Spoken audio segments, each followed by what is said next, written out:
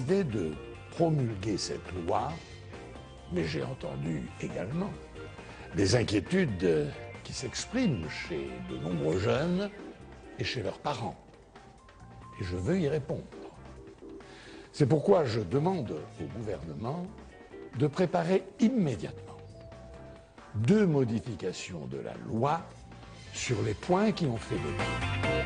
Promulguer une loi sans l'appliquer, comme ici, le CPE entre la marche arrière-franche et le maintien de lois impopulaires, le gouvernement et les politiques ont toujours utilisé une palette d'arguments pour corriger le tir, mais sans donner l'impression de manger leur chapeau. Alors, quelles leçons tirer de ces rétropédalages anciens ou plus récents? Le gouvernement actuel rétropédale-t-il plus ou plus mal que ses prédécesseurs? Et comment distinguer la courageuse marche arrière du lâche abandon? Pour répondre à ces questions et pour déshabiller en tout bien, tout honneur des ministres face au vent de la contestation, avec nous 4 invités. Bonjour. Jérôme Fourquet, directeur du département opinion publique à l'IFOP. Alors on va voir avec vous quelles traces laissent ces rétropédalages plus ou moins bien gérés. Guy Alvez, communicant de l'agence Big Malion, pour comprendre justement ce qu'est un rétropédalage bien géré. Childéric Muller, élu MoDem à Marseille, mais vous êtes aussi, et c'est ce qui nous intéresse, spécialiste en communication et homme de télévision, car c'est à la télé que s'effectuent le plus souvent ces rétropédalages en haut lieu. Et enfin, Denis Bertrand, sémiologue et habitué de l'émission, pour analyser l'attitude des politiques dans ces moments de bascule et souvent de grande tension.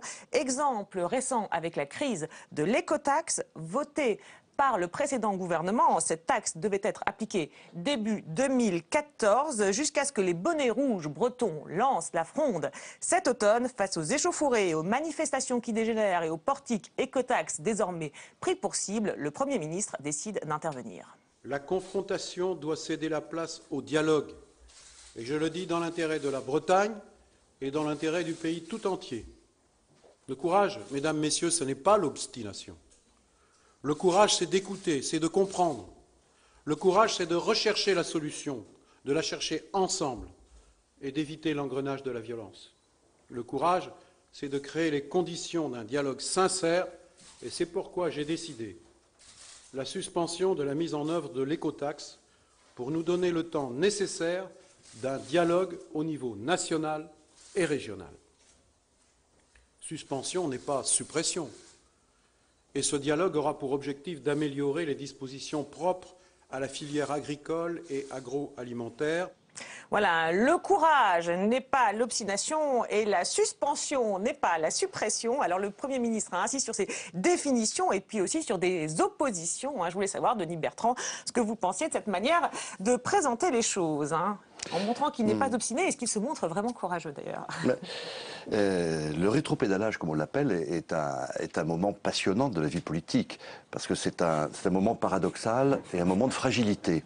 C'est un moment de fragilité parce qu'il y a on est au bord on est sur un chemin de crête, au bord de la chute dans la psychologie, dans la reconnaissance de l'échec. Oui, c'est ça, l'aveu d'échec, c'est ça le risque. Et donc, pour éviter cela, il y a toute une petite grammaire que les hommes politiques utilisent pour éviter pour corriger ce risque. Et ici, ce qui est très marquant dans l'intervention de Hérault, c'est la litanie de l'anaphore, qui sur le courage, bien connu chez les dirigeants socialistes depuis quelque temps, voilà. Victorieuse, et cette litanie de l'anaphore est véritablement pour lui une barrière de protection.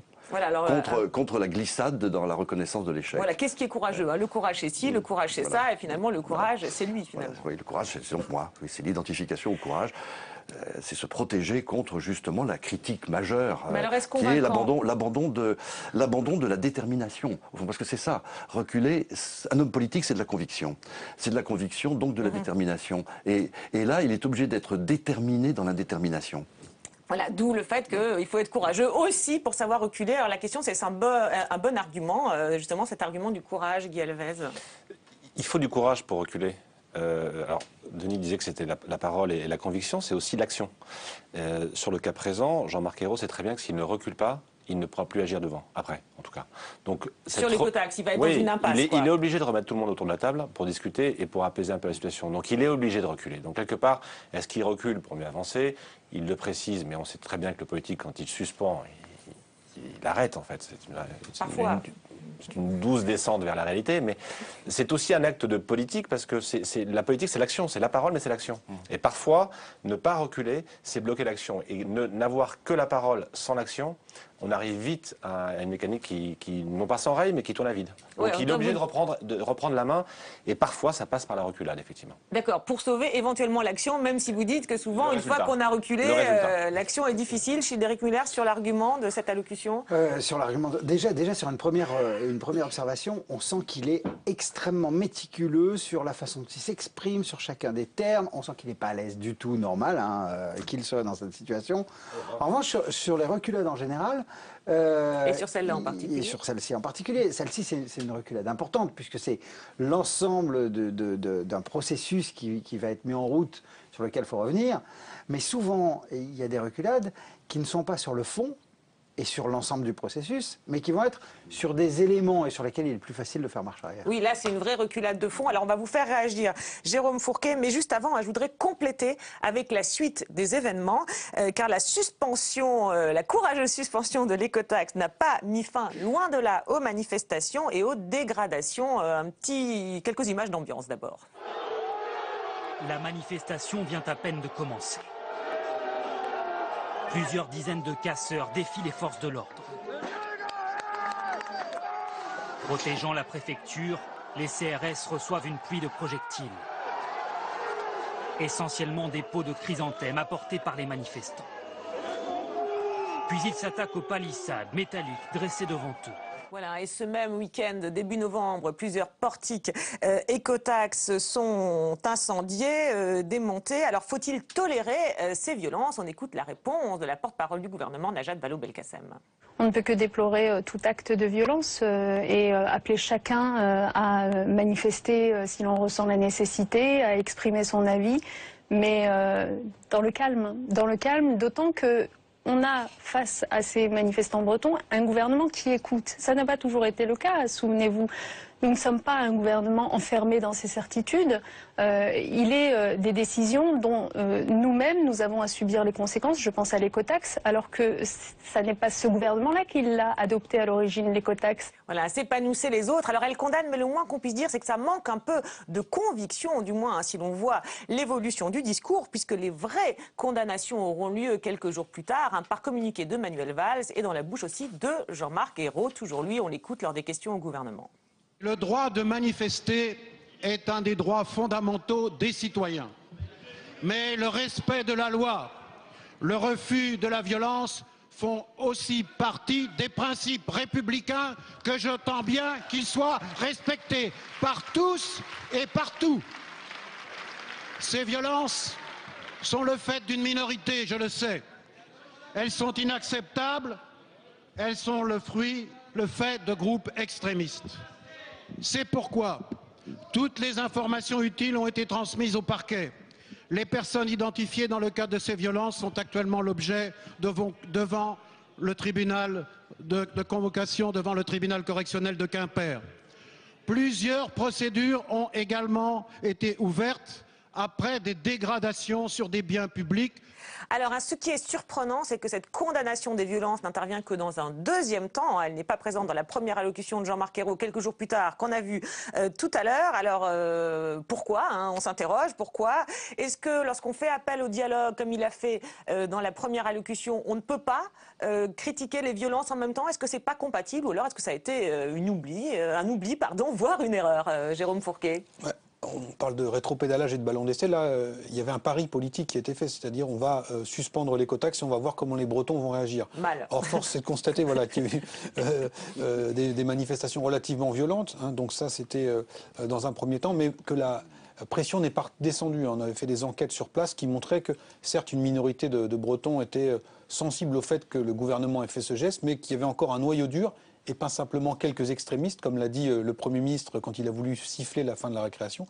Beaucoup de gens qui étaient vent debout encore en Bretagne contre cette écotaxe. D'accord, donc on passe à la vitesse supérieure. Là, il faut enclencher. Et donc, on a un peu le good cop et le bad cop, c'est-à-dire qu'on a Najat Vallaud-Belkacem qui vient de manière un peu doucereuse, dire que tout le monde a le droit de s'exprimer, mais qu'il faut quand même pas trop molester les forces de l'ordre. Et puis ensuite, le bad cop Jean-Marc Ayrault, là, qui change de registre et qui vient dire que voilà, c'est intolérable. C'est intolérable et qu'il faut que ça cesse. Et donc, et il passe à la menace. Et qu'on passe à la menace il supérieure. passe dans la menace. Ah oui, je trouve qu'il est menaçant. En même temps, il dit il y aura des poursuites.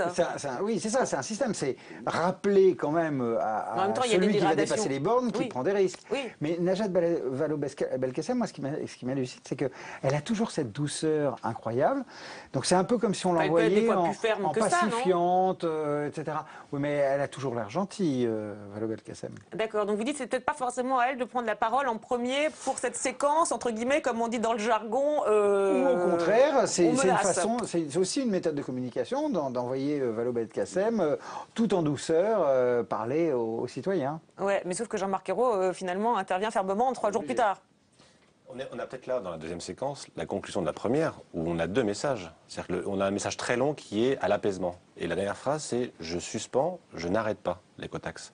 Et quelque part, cette phrase-là remet le feu aux poudres, j'allais dire. C'est-à-dire que pendant effectivement 10 minutes d'intervention, on a un Premier ministre qui se veut apaisant, qui veut, et quelque part dire sans le dire qu'on va arrêter. Et cette dernière phrase-là, quand il dit « attention, je suspends, je n'arrête pas l'écotaxe », quelque part, annule complètement la première séquence de sa première intervention. Et du coup, je veux dire, dans les faits, il n'y a aucune raison que ça se calme en Bretagne. C'est-à-dire qu'il vient d'avoir la preuve par A plus B. Donc ça a été une erreur de penser que cette allocution allait calmer les choses. Oui, il aurait peut-être dû rester dans l'ambiguïté de ses propos. Suspension. On sait très bien que chez les politiques, suspension, c'est le début de l'abandon. Quand il précise à la fin de sa phrase « attention, je suspends, chez moi, ce sera pas ça », chez moi, la suspension n'est pas l'abandon, il tire un trait sur tout ce qu'il vient de dire depuis 10 minutes. D'accord, oui, Jérôme Fourquet. On ne peut pas déconnecter cette analyse de cette affaire du parcours du gouvernement depuis 1 an et demi maintenant. Ce qui se passe aussi en Bretagne, c'est pourquoi il n'a pas dit simplement suspension. C'est parce que les Bretons et d'autres se sont dit, et on l'a vu dans les manifestations, ce gouvernement est faible. Et si on passe un peu la surmultiplier, on va faire céder, il va finir par... D'accord, donc dire suspension, ça voulait dire implicitement on enterre le truc, ce qui n'était pas, ou ce qui ne semble pas être son intention. Ce qu'il ne peut pas faire. Hein. Et donc, c'est aussi tout le danger de ce genre de communication quand il se multiplie, c'est de donner l'image d'un gouvernement qui hésite, qui ne sait pas où il va. Dans des périodes de crise, on va voir, là c'est déjà le cas, des mouvements catégoriels se multiplier, avec l'idée que celui qui crie le plus fort finira par emporter le morceau. Alors vous dites effectivement il y a le contexte, celui d'un gouvernement affaibli, et donc il ne faut quand même pas paraître si faible que ça, même si du coup on a les manifestations qui continuent. Un petit mot peut-être Denis Bertrand sur sur la construction de son discours, la construction formelle de la fermeté. Il part des principes, la démocratie ça se respecte, il énonce la loi, il en vient aux faits, il passe du fait à l'enquête, de l'enquête à la sanction. Il y a une espèce de logique, une rationalité, une rationalité formelle qui crédibilise son discours de fermeté. Et au-delà du discours, même, il y a sur l'attitude physique, c'est-à-dire que ça va complètement avec. Il est extrêmement rigide, il s'appuie sur ses fiches comme si c'était... voilà, et il ne les tient pas. Hein. Regardez, d'ailleurs, à un moment, il ne sait plus où elles sont. Et il est dans cette rigueur, et tous ses gestes vont avec la fermeté du discours. Oui, avec la fermeté. Alors, vous avez évoqué, Jérôme Fourquet, le gouvernement affaibli, les images qu'on voit effectivement depuis plusieurs semaines. Alors, il y a évidemment un exemple emblématique de cafouillage, mais aussi de rétropédalage. C'est l'épisode bien connu de l'expulsion de la jeune Leonarda, un débouté du droit d'asile avec sa famille, puis interpellé lors d'une sortie scolaire, ce qui déclencha le vent de critique. Alors, le jour même de la reconduite à la frontière, Manuel Valls est en première ligne dans cette affaire et il sort un communiqué où il affirme veiller aux droits des étrangers. Mais 2 jours plus tard, Jean-Marc Ayrault, toujours lui, se démarque de cette version. On l'écoute. Alors, en fonction des résultats de l'enquête et après le rappel du droit et de nos principes et de nos valeurs et concernant le respect des droits de l'enfant, je voudrais vous dire qu'en fonction des résultats de cette enquête, Monsieur le Président de la Jacob, je prendrai toutes les responsabilités qui s'imposeront le moment venu.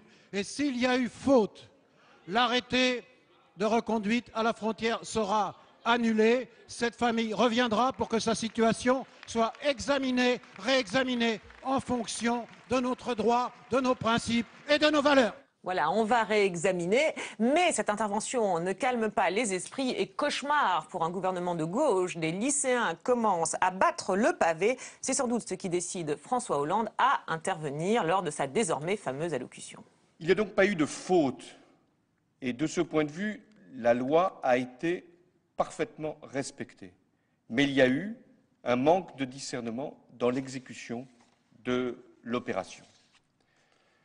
Et par rapport au cas de cette jeune fille, Leonarda, si elle en fait la demande compte tenu des circonstances et qu'elle veut poursuivre sa scolarité en France, un accueil lui sera réservé. Et à elle seule. Voilà, alors on a beaucoup commenté cette déclaration, ce cafouillage, ce coupage entre guillemets de poire en deux, incompréhensible. Mais bon, là, ce qui nous intéresse surtout, le rétropédalage, les deux rétropédalages, parce qu'il y a Jean-Marc Ayrault par rapport à Manuel Valls, François Hollande par rapport à Manuel Valls et à Jean-Marc Ayrault. Peut-être un petit mot d'abord sur l'attitude. On parlait de l'attitude de Jean-Marc Ayrault. Vous commentiez ça pendant l'extrait de Denis Bertrand. Oui, je retrouve bien ce style de rationalité qui adosse une décision à des grands principes. Et le contraste est d'autant plus frappant que chez François Hollande, on a le sentiment au contraire qu'on parle au niveau des circonstances et du cas dans le cas, et du particulier dans le particulier. Alors que chez Jean-Marc Ayrault, il y a ce cadrage Oui, c'est ça, il parle. Au début de sa prise de parole et à la fin, on a le cadrage par la loi, par le droit et par les valeurs. Il cadre, mais en fait, en clair, il corrige quand même ce que vient de dire son ministre de l'Intérieur 24 heures plus tôt, 48 heures plus tôt, Thibault Guy-Alves. Le discours, il est pareil. Sur le discours, mais juste sur le physique, il n'est pas du tout pareil que sur l'intervention précédente. C'est-à-dire que l'intervention précédente, il est comme ça, il s'appuie sur ses fiches. Celle-ci, il est un peu aussi donneur de leçons. Et d'ailleurs, on voit son index. Et alors, ça dit quoi? Il ne retient pas son index. Mais il a des leçons à donner. Quoi. Il rappelle qu'il y a des choses qu'on doit faire, d'autres qu'on ne doit pas faire, qu'effectivement, on va vérifier. Bon, voilà. Mais alors, justement, cette attitude, ces grands principes, ces leçons qu'il donne, ce côté prof, ça cache quand même, enfin ça cache ou pas, le fait que, justement, il rétropédale, si on prend l'attitude et la position du gouvernement par rapport à ce qu'avait dit Manuel Valls. C'est pas ça le problème, justement. Alors, il y a rétropédalage et il y a surtout, on est sur une séquence du cafouillage de la gauche. Parce que les premiers coups sur la Leonarda partent de la gauche. On a la première réaction qui est celle de Manuel Valls, qui est le centre de la gauche du centre. Et on a effectivement, face à ces familles un peu éclatées de la gauche, le Premier ministre qui, quelque part, fait acte d'autorité sur la gauche et aussi sur son ministre de l'Intérieur. Mais malgré ces différents actes d'autorité qui génèrent sur une table, la droite n'est pas encore intervenue à ce moment-là. Même jusqu'au moment où François Hollande intervient, le bazar, quelque part... Même lors de l'intervention de François Hollande, les critiques viendront de la gauche aussi, d'ailleurs. Mais évidemment, les premières viennent de la gauche. Donc on est là en face d'un rétropédalage qui est lié surtout à une non-organisation du discours de gauche. Et quelque part là, moi ce que je vois sur Jean-Marc Ayrault, c'est un souhait de prendre de la hauteur et de rassembler un peu la gauche, et deux, de claquer un peu son ministre de l'Intérieur. Oui, bah oui, mais il n'y arrive pas. Oui, parce qu'il y a quand même au départ une mesure, une décision qui a été prise, et là on a l'impression qu'on est dans les grands principes, mais il y a quand même un moment une décision qui a été prise. Ce qui dit est très dur. Il dit si des fautes ont été commises, il met en cause le ministère de l'Intérieur, donc il met en cause quelque part son ministre de l'Intérieur qui s'est porté garant de ses troupes, et il dit voilà, s'il y a des sanctions, s'il y a des fautes qui ont été faites, les responsables seront sanctionnés. Oui, c'est une autre manière de rétropédaler. Oui. Oui, alors allez-y, pardon. Non, mais pour rebondir sur ce qui vient d'être dit, ce qu'on constate, la multiplication de ces cafouillages ou de ces rétropédalages, il y a des causes intrinsèques, il y a des causes politiques. C'est qu'effectivement, il y a des divisions très fortes au sein de la gauche. Notamment dans ce cas précis. Voilà, gauche morale versus gauche républicaine et sécuritaire. On pourrait prendre le cas de Florange, où il y avait deux autres gauches qui s'affrontaient également. Donc il y a, mais c'est pas nouveau, des fortes tensions au sein de la gauche. Ce qui est relativement nouveau, c'est qu'il n'y a personne pour siffler ou donner le cadre ou donner le tempo. C'est-à-dire qu'on voit bien que François Hollande l'a dit, c'est ni oui ni non. Voilà, elle reviendra, c'est très drôle parce que quand il dit elle reviendra, mais seule, on a vraiment l'impression qu'il s'adresse, en le réécoutant, pas tant aux Français, aux jeunes manifestants, à ceux qui attendent, mais à son camp, en fait. C'est un peu l'impression qu'on a, non, quand il parle. François Hollande, l'homme le spécialiste de la synthèse pendant 10 ans au Parti Socialiste, là on a encore une nouvelle illustration ici, sauf que ça ne fonctionne plus quand on est en responsabilité présidentielle, parce que justement ces dissensions s'expriment au grand jour. Alors ajoutez à cela le bal des égos, la volonté d'exister, et donc vous avez quelque chose qui est complètement inaudible. Donc ça affaiblit à la fois le message général et aussi l'autorité naturelle ou légitime qui doit être celle du président et du Premier ministre. Oui, on sent que, pour moi, ils ne sont pas encore vraiment dans une phase de rétropédalage. Pour moi, la phase de rétropédalage, c'est quand on sait où on veut rétropédaler, c'est-à-dire d'où on vient, où on voulait aller et où finalement on va aller. Là, ils sont encore dans le cafouillage, dans la tentative de justification, dans la recherche de responsabilité, dans tous ces points et toutes ces phases qui amènent à une synthèse, voilà, qui va permettre le rétropédalage. Alors vous disiez rétropédalage ou cafouillage, là on n'est pas vraiment dans le rétropédalage. Ce qui est intéressant d'ailleurs, c'est que finalement un bon rétropédalage, un rétropédalage peut-être réussi, ou le cas d'école du rétropédalage, c'est quand le promoteur de la mesure recule lui-même. Du coup c'est plus clair, c'est plus lisible, là on sait que voilà, c'est lui qui a changé d'avis. Et c'était le cas lors de plusieurs mesures sur la fiscalité. Alors la première date de septembre 2012, c'est lorsque les créateurs de start-up découvrent une disposition du projet de loi de finances et ça donne lieu à la fameuse révolte des pigeons. On revoit quelques images. Ce ne sont pas moins de 3 ministres qui se sont déplacés pour recevoir des entrepreneurs remontés. Après la polémique née sur les réseaux sociaux, place aux discussions au ministère de l'économie et des finances, et les pigeons semblent avoir été écoutés. Nous avons évolué sur cette question de la taxation des plus-values de cession, considérant à la fois la situation de celui qui veut réinvestir sa plus-value dans une nouvelle entreprise. Eh bien, celui-là pourra être exonéré. Si l'argent n'est pas réinvesti, il sera taxé à 19% comme c'est le cas aujourd'hui, et non plus à 60% comme le prévoyait le projet initial. J'ai entendu une écoute de la part de Pierre Moscovici très grande. Il s'est comporté comme un ministre capable de comprendre l'entrepreneur. Et je pense pouvoir vous dire que par l'intermédiaire de Pierre Moscovici, le gouvernement va reconsidérer la mesure. Voilà, donc là, à première vue, ça a fonctionné. Et puis, ça recommence, à nouveau une fronde des entreprises un an plus tard, lors d'une autre réforme de leur imposition, présentée elle aussi dans le projet de loi de finances, mais c'est un an plus tard. On écoute le recul de Pierre Moscovici. Ça concerne le fameux EBE, taxe sur l'EBE, l'excédent brut d'exploitation, donc proposé puis retiré. On écoute les arguments de Pierre Moscovici. Nous avons mené une concertation donc avec les représentants des entreprises, avec la FEP, les grandes entreprises, avec le MEDEF, avec la CGPME. Et nous avions le choix pour trouver ces 2,5 milliards d'euros entre augmenter, fût-ce modestement, les impôts existants ou créer un nouvel impôt. La démarche que nous avons suivie avec Bernard Cazeneuve a été de dire, écoutez, les impôts existants ne sont pas tous très intelligents, certains sont forfaitaires sur le chiffre d'affaires, donc allons faire quelque chose qui soit davantage indexé sur les résultats. C'est cette fameuse taxe EBE. C'était la taxe EBE, excédent brut d'exploitation. Après, nous avons pris aussi en compte ce que disaient le MEDEF, la FEP, les entreprises en gros, et en détail encore. C'est-à-dire qu'il ne fallait pas que ça pèse davantage sur l'investissement, donc nous sommes basculés sur ce qu'on appelle l'excédent net d'exploitation. Au stade où nous en sommes, parce que la politique c'est aussi de la psychologie et c'est de la concertation. Avec Bernard Cazeneuve, nous avons poussé la concertation jusqu'au bout et nous estimons qu'il n'est pas possible, dans ce contexte, tout de suite, d'aller vers une taxation vers l'EBE ou l'ENE. Donc il n'y aura pas, dans le projet de loi de finances pour 2014, au final, cette taxe sur l'EBE-ENE. Elle n'aura pas lieu. Voilà, alors on rit, mais cela dit, on disait, voilà, on se met tous dans un bureau et puis la fumée blanche sort. Là, en l'occurrence, elle sort. Alors est-ce plus efficace, cette manière de fonctionner, Guy Elvez? Alors là, on est en face d'un rétropédalage qui est lié à de la négo. Parce qu'encore une fois, on a bien compris, on a toutes les étapes de la négo là. Non, mais ce qui est génial, c'est que quelque part. On ne comprend rien aussi au sujet. Hein. On ne peut pas tout savoir. Il a, je ne sais pas combien de milliards à trouver. Il l'explique d'ailleurs, j'ai toujours ce problème. Absolument hallucinante dans tous les sens. Et il attend que ça retombe. Et il se dit qui va gueuler. Et donc il y a eu en 2012 les pigeons qui sont mis à gueuler. Et donc il rétrocède en se disant il sait très bien qu'il n'a pas l'argument dès l'origine pour aller au bout de son histoire. Donc qu'est-ce qu'il fait? Il dit je tente un plus 60 ici, donc on passe de plus 60 à 19, ce qui est quand même génial, c'est-à-dire que la marge de négo était quand même absolument... 60 maximum théorique, oui, c'était pas dans tous les cas une taxe de 60%, Moi je le vois plus comme quelqu'un qui doit aller chercher de l'argent, qui tape partout et qui se dit, en fonction de ceux qui vont le plus gueuler, vu que j'ai pas d'argument concret, réel, économiquement défendable, voilà, celui qui gueule, je me couche, celui qui gueule pas, je lui prends l'argent. Oui, donc c'est un vrai rapport de pouvoir en fait. Il joue, il étale le rapport de force et le rapport de pouvoir. Il va devoir lâcher et faire du rétropédalage. D'accord, la négociation de marchand de tapis, oui. Oui, alors souvent, mais dans cette stratégie un petit peu du ballon d'essai, on teste les défenses. en général, on a déjà la position de repli.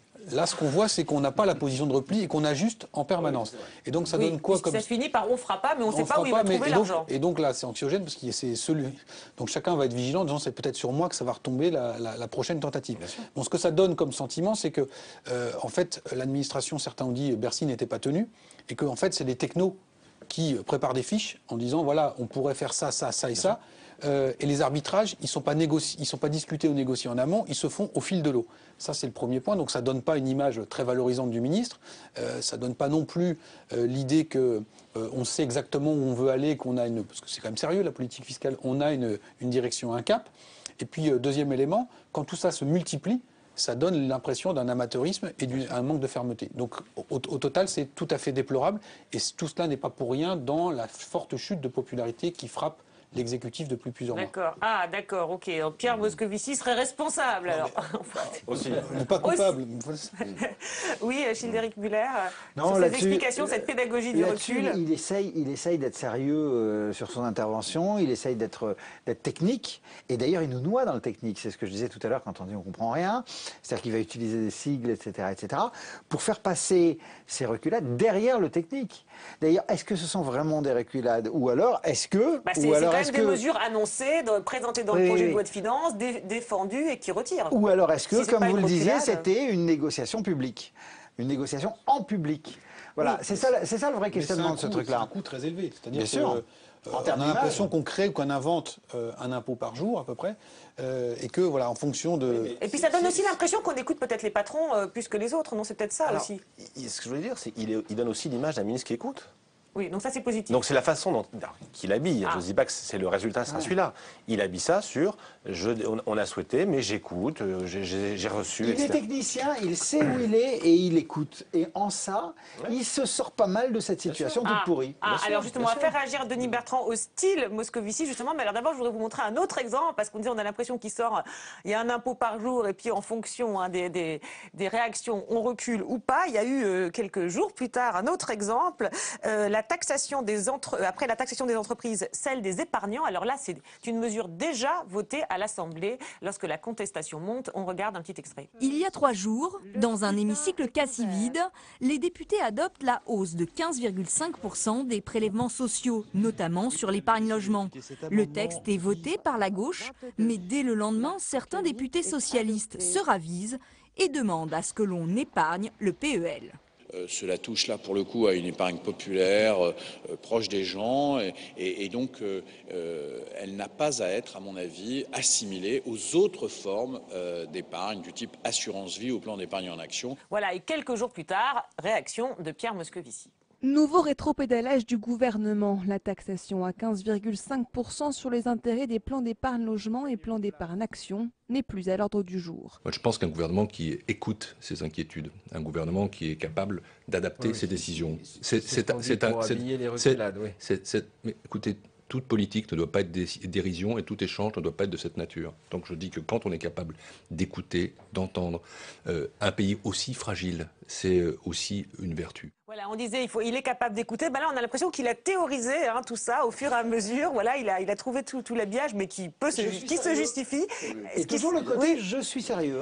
Alors on va faire justement réagir Denis Bertrand chez moi à ce style Moscovici, parce qu'on a vu le style héros, alors quid du style il a un Moscovici discours, effectivement, avec la pratique qui se rôde et qui devient un discours d'expert en la matière, on peut dire. Et d'expert en quoi? En dialogue ou en rétropédalage? Ce qu'on appelle rétropédalage, c'est-à-dire que le scénario explicatif tout à l'heure était extraordinaire, quand même, cette manière de déplier minutieusement toutes les étapes de la négociation pour aboutir à faire oublier que le résultat, ça va être ce qu'il va dire, c'est qu'il n'y aura rien, il ne se passera rien, il n'y a rien eu. Il va falloir trouver l'argent ailleurs, mais on ne sait pas où. Donc, voilà. C'est quand même la formule finale est assez forte. Et là, cette manière de, là aussi, assez placidement, finalement, de faire face à l'obligation de renoncer à travers des énoncés du type il faut écouter, il faut ceci, cela. Moi, ce qui me frappe, c'est qu'il sait faire ça sans manifester aucun état d'âme. Mais on n'a pas l'impression que ça lui coûte, comme Jean-Marc Ayrault qui avait l'air tendu tout à l'heure. Comme un technicien, c'est une opération technique. Reculer, c'est comme avancer. Je veux dire, c'est simplement dans l'autre sens, mais c'est pareil. Oui, il n'y a pas tout le discours, la justification sur le courage. Effectivement, c'est intéressant, sa manière de le faire. Il n'y a pas du tout de construction de valeur autour de la chose, en dehors de la mécanique de l'écoute, de la mécanique de la négociation. Il transforme tout. C'est extrêmement humain. C'est-à-dire qu'il transforme tout échec en rapport humain. Il transforme l'échec en oui, parce qu'on parlait réussite. du rapport de force tout à l'heure. Là, c'est plus le rapport humain que le rapport de force. Et quand il y en a un qui se moque un peu de lui, il revient en disant « Non, mais attendez, c'est très sérieux ». Et là, il est quelqu'un de sérieux. Il affirme une attitude, et c'est la bonne attitude sur ce truc-là. Oui, mais alors justement, la question que ça pose, parce qu'on a vu tout à l'heure que vous étiez assez critique sur ce côté, finalement, il n'a pas de solution de repli, il ouvre la porte sur tout le marchandage, et puis finalement, est-ce que c'est si négatif que ça ? Puisqu'on voit qu'il y a une espèce de théorie du dialogue. J'ai envie d'être encore plus basique que ça. Je pense qu'il est en face d'une montagne à gravir, qui essaie de trouver de l'argent dans tous les sens. Et que je pense qu'à un moment, ces petites reculades de l'instant, du dimanche soir, du lundi matin, il s'en fiche. Parce qu'à côté de ça, il a un tel objectif qu'il sait irréalisable. D'où son flegme. Donc je pense qu'il est dans une logique du type qui a rendu les armes et qui se dit de toute façon j'y arriverai pas. Donc, ah bon? Mais ça se voit. Ah bon, à ce point-là? Ah non, c'est pas ce qu'il exprime. Il exprime pas. Il dit, il y a une forme de lassitude, de résignation. On va dire que c'est aussi va trouver de l'argent. peut-être. Je sais pas où. Bon, les pigeons ils veulent pas, le BE il veut pas. Non, ça, on va trouver. Non, ça c'est une lecture, c'est pas ce qu'il aimait. Ce qu'il aimait, lui, c'est j'ai une méthode, je propose des choses, ça ne va pas, j'écoute, je reviens, j'en trouve un autre. Justement, il est pugnace. Et c'est un sujet sérieux. C'est un sujet sérieux. Non, ce que je veux dire, c'est que la place du recul et du changement de position, pour lui, par rapport à sa mission, et au final, ça fait partie du job. C'est pas grave. C'est pas grave si je recule. Mon vrai job, il est d'aller chercher des milliards et de remettre l'économie en marche. Donc si je dois reculer 3 fois de suite. Alors, bon, on a vu vos avis. Alors, l'opinion, entre guillemets, je sentais que l'opinion existe. Elle en pense quoi de tout ça, Jérôme Fourquet? C'est pas fameux. Puis, il y a un extrait que vous n'avez pas montré, mais M. Moscovici a déjà été bien servi dans cette émission. Il y a, début septembre, ou fin août même, il annonce qu'il a pris acte du ras-le-bol fiscal des Français qui existait dans la société. On l'a montré dans de précédentes émissions. Voilà, donc, c'est quand même, voilà, on va tester 3 impôts de suite, ça marche pas, on remballe. Mais en même temps, c'est la même personne qui vous a dit qu'il était conscient qu'il y avait un ras-le-bol fiscal. Donc, s'il y a un ras-le-bol fiscal, ce que l'opinion dit, c'est que plutôt qu'augmenter les impôts, il faut commencer à réduire les dépenses. D'accord, donc ce choix finalement, parce qu'on voit bien qu'il y a un choix aussi de communication par rapport à Jean-Marc Ayrault, qui dramatise beaucoup. Là, il y a un recul, mais vraiment, il y a toute une... voilà, assez courageux, je recule, mais quand même, je suis courageux. Lui, c'est cette espèce de banalisation, peut-être aussi, de la reculade, si tant est qu'on puisse la qualifier de telle. C'est pas une bonne stratégie, dans le sens où on a l'impression qu'il y a du dilettantisme, et que finalement, et vous avez vu il a perdu la main. Dans les gazettes, il y a eu pas mal d'articles qui disaient que Bercy n'était pas tenu, que Moscovici ne faisait pas le job, que c'était Cazeneuve qui faisait, que du coup l'administration et la technostructure avaient pris le pouvoir, etc. etc. D'accord, donc le côté solennel qui cherche à faire passer passe mal. Il y a un effet répétitif quand même. Pour terminer l'émission, donc on a vu là ces différentes stratégies du recul, on a eu envie de comparer avec d'autres exemples plus anciens. Alors on a pris 2 cas, le cas d'une marche arrière ultra rapide et puis un cas d'une marche arrière très très tardive. Alors on va commencer par la marche arrière ultra rapide, elle concerne Nicolas Sarkozy, lorsque à peine élu, eh bien, il enterre la TVA sociale. Alors il faut préciser que c'est dans le cadre de la campagne électorale législative de 2007, donc on est un peu entre 2 élections, et c'est suite à un face-à-face, Laurent Fabius, Jean-Louis Borloo, à l'époque ministre des Finances. On regarde. Monsieur Borloo, pouvez-vous vous engager, là, devant les millions de gens qui nous écoutent, à nous dire qu'il n'y aura pas d'augmentation de TVA après les élections? Oui ou non? Rien n'est décidé aujourd'hui. Ce que nous voulons, c'est que le pouvoir d'achat des salariés français s'améliore en allégeant, laissez-moi, monsieur Fabius, en allégeant les charges qui pèsent sur la feuille de paye des salariés français. Laurent Fabius vient de toucher le talon d'Achille du gouvernement. Mais cela échappe à François Fillon qui enfonce le clou. Oui, le gouvernement y pense, augmenter la TVA pour alléger les cotisations sociales. Un taux de 5% est même évoqué. On voyait que pour diminuer, supprimer les cotisations, une partie importante des cotisations sociales sur un produit, il fallait augmenter de 5 points la TVA. L'ordre de grandeur pourrait être celui-là. Il pourrait être celui-là. Une TVA à 25,6%. Un ministre dans l'embarras. Et finalement, l'Élysée qui intervient jeudi soir par communiqué. Nicolas Sarkozy n'acceptera aucune augmentation de la TVA dans sa forme actuelle, mise au point visiblement trop tardive pour ceux qui espéraient une victoire plus large de l'UMP. Voilà, donc ça c'est en 2007 et la TVA sociale ne ressortira que fin 2011, début 2012, donc à la toute fin du mandat. Alors ça c'était pour le chapitre rétropédalage express. Quant à celui qui a mis plus de temps à arriver, voire le plus de temps à arriver, c'est sans doute celui de Dominique de Villepin, Premier ministre de Jacques Chirac à l'occasion de la crise du CPE. Là encore, un rappel en images. J'ai donc voulu créer une voie d'accès direct au contrat à durée indéterminée, le contrat première embauche. 16 janvier, Dominique de Villepin annonce la création du CPE dans une relative indifférence. 2 semaines plus tard, la mobilisation débute timidement en province, dans les facultés à Besançon. Tandis qu'à l'Assemblée nationale, la gauche se lance dans une guérilla d'opposition et d'obstruction.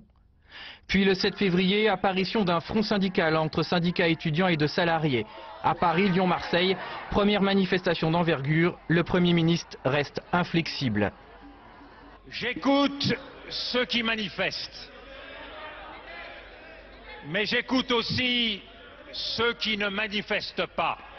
2 jours plus tard, il fait adopter le CPE sans vote grâce au 49-3. Décision qui provoque une intensification du mouvement de colère. Pendant que Dominique de Villepin s'arc-boute et multiplie les rencontres avec le patronat et certains syndicats, Nicolas Sarkozy, jusque-là discret, appelle au compromis. Car personne, je dis bien personne, ne sortira gagnant de l'absence de discussion et de l'absence de compromis. Le gouvernement tente de renouer un dialogue devenu impossible et le 28 mars, mobilisation record en France de 1 à 3 millions de participants. 3 jours plus tard, le président de la République reprend la main et annonce qu'il va promulguer la loi tout en demandant de ne pas l'appliquer. Voilà un compromis, un autre imaginé par Jacques Chirac, mais la fronde continue et finalement Dominique de Villepin doit se résoudre à retirer le CPE. J'ai proposé au président de la République, qui l'a accepté, le remplacement de l'article 8 de la loi sur l'égalité des chances par des mesures en faveur de l'insertion professionnelle des jeunes les plus en difficulté. J'ai voulu agir vite, parce que la situation dramatique et le désespoir de beaucoup de jeunes l'exigent. Cela n'a pas été compris par tous. Je le regrette. Voilà, alors on a parlé, Denis Bertrand, du style Moscovici, du style Hérault. Là, il y a visiblement un style Villepin aussi. Alors que vous inspire-t-il? Oui, en effet, je crois qu'il y a un style Villepin. Mais décidément, ces reculades sont des révélateurs extraordinaires de personnalité politique. Et le style Villepin, je dirais, c'est l'affirmation délibérée du positif. C'est-à-dire qu'il est un artiste du discours, donc on voit bien qu'il emploie des mots qui positivent tout. C'est le remplacement, c'est en faveur d'eux. Il ne veut pas reconnaître qu'il est obligé finalement de réellement retirer sa mesure pour le coup. C'est pas une suspension là. Il veut tellement pas le reconnaître qu'il va le limiter à l'article 8. Il ne dit pas je retire, il dit c'est l'article 8. C'est un petit point technique qu'on va gérer. D'accord, oui, donc il veut pas voir les choses. C'est du déni de réalité, non? Il y a un déni de réalité et il y a l'effort de construire une autre réalité, c'est-à-dire de construire et d'imposer sa réalité, qui est presque une réalité fantasmatique par rapport à la réalité vécue des semaines précédentes. Ouais, mais alors du coup, ça pose des questions aussi sur la manière, effectivement, de gérer ce rétropédalage et puis plus largement à travers ces deux exemples. Alors Nicolas Sarkozy, on le voit pas. Lui, il rétropédale par communiqué, c'est peut-être plus habile. Je sais pas ce que vous en... La force de l'écrit, oui. Sur la séquence Villepin, n'oublions pas que se joue à ce moment-là le candidat à la présidence de la République pour l'UMP. Oui, d'ailleurs, on voit Nicolas Sarkozy qui, lui, joue l'apaisement. Bien sûr. Et que Villepin, s'il met autant de temps à lâcher, c'est qu'il dit, tant que j'ai 2 grammes d'oxygène dans les poumons, je continuerai à me battre. À ce moment-là, je pense qu'au fond de lui-même, il sait qu'il a perdu. Il sait qu'il a perdu le CPE et que donc il est disqualifié de lui-même pour la présidentielle. Mais il se garde encore par un discours effectivement positif, où je tiens la main, je tiens la boutique. Dans les faits, c'est vraiment les derniers soubresauts. Sarkozy a gagné. Villepin le sait, et quand c'est pas le CPE en soi, reculer sur un CPE, ça aurait été 2 ans avant, il aurait reculé en 45 minutes. Ah bon? Là, il sait très bien que s'il recule à ce moment-là... On se rappelle que Juppé avait mis du temps à reculer sur la retraite, il y a eu d'autres moments où il y a eu de... Oui, mais Villepin, s'il met autant de temps, c'est qu'il dit, il faut que j'impose mon autorité à droite. Encore une fois, les coups viennent de la droite, là. Les coups viennent pas de la gauche. Celui qui le lâche, on voit Sarkozy, on se rappelle de Morano, tout le monde va à Matignon pour dire, il y a un capitaine avec un bateau fou. Aussi longtemps, s'il s'obstine, pour prendre la main sur la droite. S'il est dans le déni, etc., c'est par rapport à la droite et pas par rapport... Il essaie de prendre la main sur la droite, il n'y arrive pas, et à un moment, donc la leçon, Chirac siffle la fin de la récré. Il dit, écoute, c'est pas arrivé. Cela dit, ça ne lui sert pas pour autant. Et on suspend. Oui.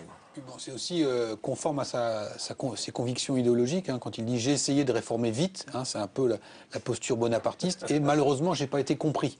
Hein, mais voilà, l'urgence prévalait. Et donc, l'idée qu'un homme seul démiurge un peu peut arriver à brusquer la politique de Dominique de Villepin. Voilà, et il se prend un mur. En fait. Et alors, ce qui est intéressant, ce que ça montre aussi, c'est l'autre exemple, ça concerne Nicolas Sarkozy, c'est que bon, le gouvernement actuel est très critiqué sur ses rétropédalages, mais en même temps, on voit Nicolas Sarkozy n'a pas hésité, on l'a peut-être oublié, à reculer très souvent et très rapidement aussi. Il fait reculer les autres. Oui. Nicolas Sarkozy, il a une technique qui est extrêmement politique, c'est que quand il sent qu'il va falloir reculer, il anticipe sur les autres et il dit il va falloir reculer. C'est en gros le... Ça c'est sur le CPE ou même sur la TVA sociale En général.